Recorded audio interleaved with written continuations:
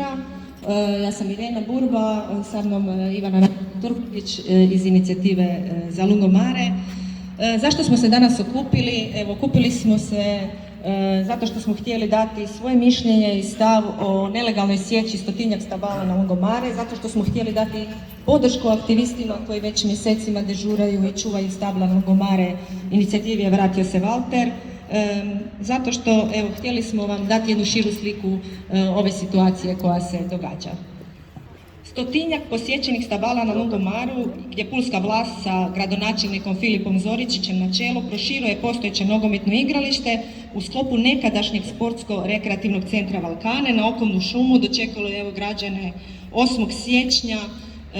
Svi su bili u šoku i ono što nas zbunjuje, naravno, po Hrvatskim šumama ta sječa je nelegalna, a po gradonačelniku radovi su legalni. Osim toga, o tom vlasništvu vodi se spor već godinu i pol dana između grada Pule i Republike Hrvatske i Hrvatske šume su još u listopadu iznijele stav da dok traje spor da oni neće izdati doznake za sječu. Mi znamo da grad Pula ima pravomoćnu građevinsku dozvolu, da ima rješenje o krčenju, ali ono što smo sigurni da nema doznake.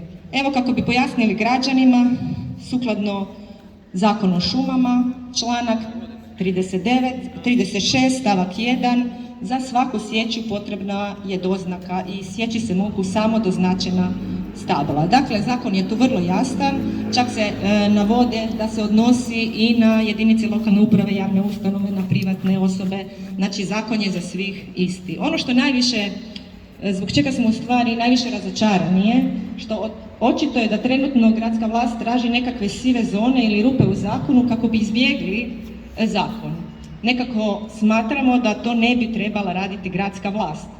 Svjedoci smo da često puta to rade građani kad žele bespravno graditi ili slično, ali da gradska vlast traži nekakve rupe u zakonu umjesto da bude primjer građanima, to je zaista nedopustivo i zbog toga smo, evo, silno i frustrirani i ljuti.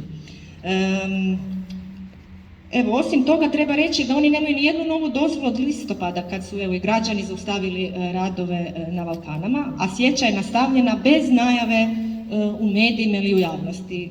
I cijeli tjedan smo čekali da se gradska vlast javi sa informacijama imaju li dozvolu ili ne.